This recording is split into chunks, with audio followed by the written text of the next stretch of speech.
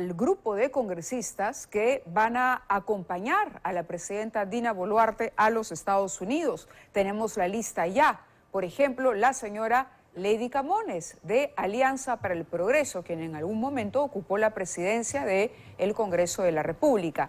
Viajará también a Estados Unidos Alejandro Cabero, de Avanza País. También estará con ella Wilson Soto, representante de la bancada de Acción Popular. El grupo también lo integra Elizabeth Medina, de El Bloque Magisterial. Como vemos, son representantes de diversas bancadas. Y también estará Jorge Martí Corena, de Perú Bicentenario. Este es el grupo de parlamentarios que acompañará a la presidenta. Como ustedes saben, ella recibirá del presidente de los Estados Unidos la Secretaría Pro Tempore de la Alianza del Pacífico, APEC, que se llevará a cabo en nuestro país el próximo año.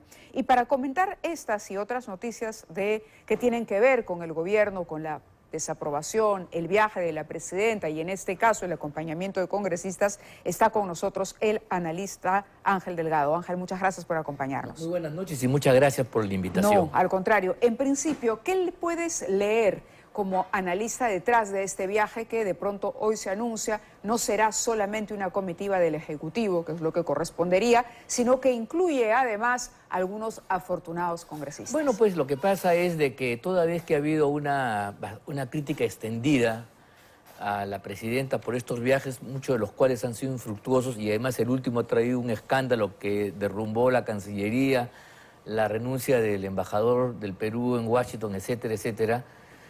La mejor fórmula para seguir viajando pues es comprometer a aquellos que tienen en sus manos la decisión de hacerlo. Me refiero a los parlamentarios.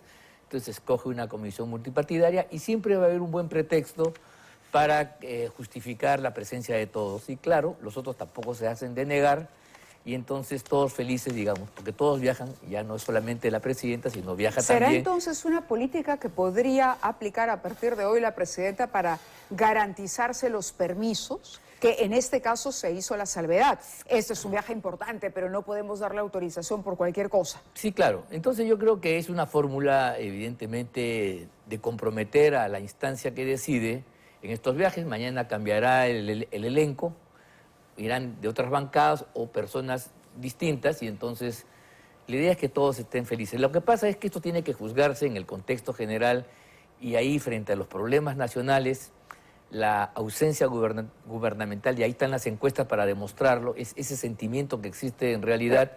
La presidenta debe ser más prudente, actuar con más tino, no dar origen a una cosa. Yo creo que sí tiene derecho a viajar, o sea, yo no discuto eso. Además tiene la herramienta que más allá de su cuestionamiento es válida.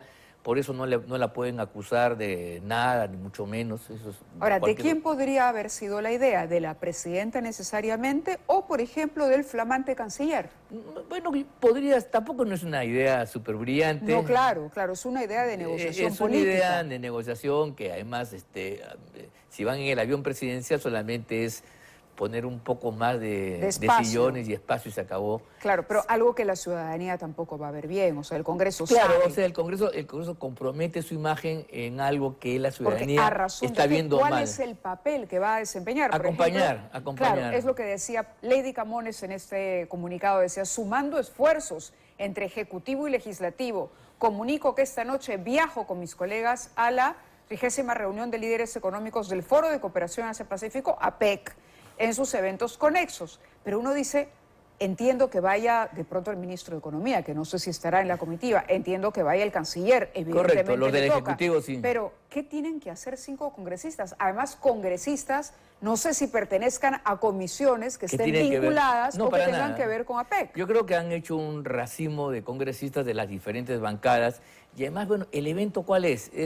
Lo fundamental es que le van a entregar la posta. Claro, casi un acto protocolar. Claro, ha podido perfectamente ir el canciller y no pasaba nada. O sea que no es ahí donde se va a jugar ninguna cuestión fundamental que requiere apoyo, ¿no?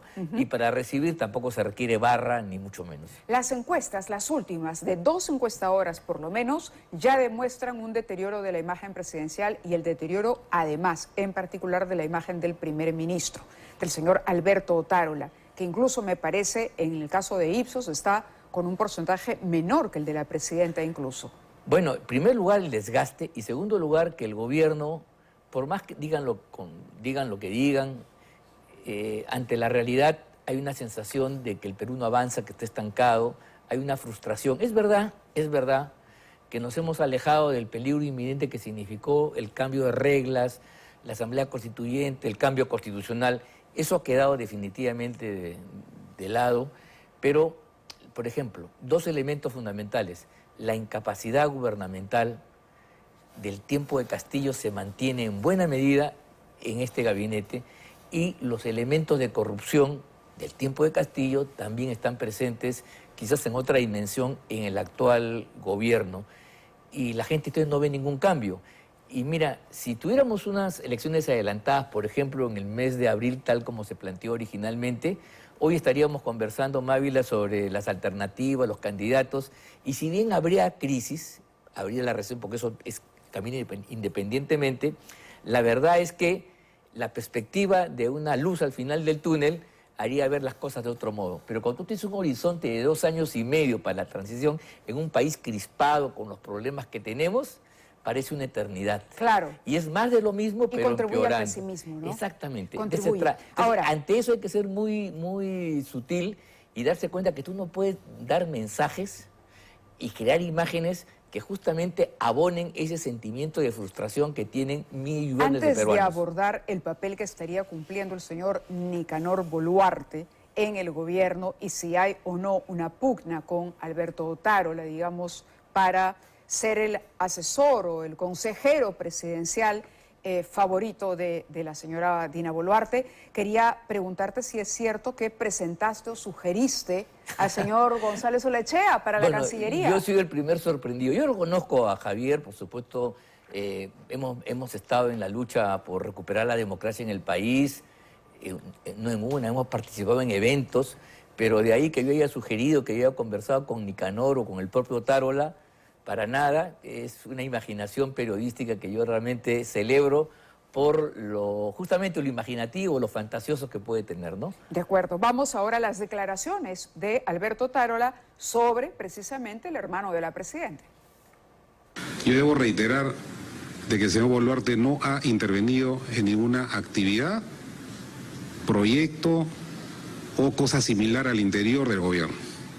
Y con una atingencia adicional, y lo digo directamente, este no es el gobierno corrupto del señor Castillo. Este no es el gobierno corrupto del señor Castillo, pero a Nicanor Boluarte sobre todo se le ha vinculado, por ejemplo, con designaciones de prefectos. Y ya sabemos que ese era un mecanismo del gobierno de Pedro Castillo para tener operadores políticos en el interior del país. Mira, otra cosa más, se dice que, mira, todo esto es hipótesis, o sea, aquí no se puede ser afirmativo, yo voy a hablar, pero valen las hipótesis. Voy a hablar hipotéticamente hablando. Se dice que él está formando un partido que sería la alternativa de la señora Boluarte, claro. ¿Correcto? Bien, esa formación de partido de alguien tan vinculado al presidente, a la presidenta de la República es evidentemente con los recursos del Estado, en el sentido que se aprovechan las relaciones y evidentemente ahí se matriculan unos y otros, desde empresarios hasta alcaldes que quieren sacar alguito y entonces se enrolan en este proyecto político que estaría supuestamente manejando el hermano de la presidenta. ¿Te das cuenta? Ese es un acto que yo creo que habría que ponerle un poco más de visión, porque no es la construcción de un partido normal donde los ciudadanos se reúnen, discuten, no. Si es así, esto es verdad, eso se está haciendo evidentemente jugando a pared con los aparatos del Estado, se usan las prefecturas, los municipios y el apoyo... ¿Debían desaparecer las prefecturas durante la transición? No, yo creo que no, yo creo que son dos instancias distintas, porque mira, los municipios y regiones revelan el aspecto descentralizado del país, pero no olvidemos que el Perú también es un país unitario y en los territorios, ¿no? Alguien tiene que representar al Poder Ejecutivo, ¿no? Al gobierno central, y esa es la línea de prefectos, subprefectos, gobernadores. Quizás hay que cambiar las funciones, que hagan un diálogo con las instancias descentralizadas de gobierno, pero yo soy de los que creo que en un régimen descentralizado tienen una razón de ser, porque de lo contrario, uno apuesta a que el territorio se desparrame entre muchas alternativas y se pierde el compromiso, por ejemplo, que hemos visto en Puno, cuando el gobernador regional se desatendía. La lucha, los problemas que vivía el país en Puno no eran problemas de él. Y eso es inaceptable porque es una falta de lealtad con el régimen constitucional que no se puede permitir. Pero ¿Le podemos creer a la presidenta cuando dice, mi hermano no tiene que ver con el gobierno y él por lo tanto puede atender a quien le pegue la gana? Bueno, pero el hecho de ser ya hermano le da pues un peso fundamental. Y por eso es que Alan García dejó de lado a su hermano, que quizás, en fin, el hecho de ser hermano es una puerta abierta para que toquen mil intereses las puertas a buscar algún tipo de favor. Y si mañana el hermano se interesa y le dice a un ministro, le dice a un funcionario, ayúdame a tal cosa, es muy difícil que haya una negativa porque jamás se va a poder determinar si eso viene como orden de la presidenta o no. Ese tipo de relaciones, por eso es mejor que se tomen distancias y si queremos transparencia, lo mejor es establecer una muralla china entre un aspecto y el otro. De acuerdo, te agradezco mucho que hayas estado con nosotros, sobre todo al inicio de esta semana. Vamos a ver qué es lo que ocurre en el Congreso. Muchas gracias a ti, muy amable. Muy amable. Gracias. Vamos a ir a la pausa, pero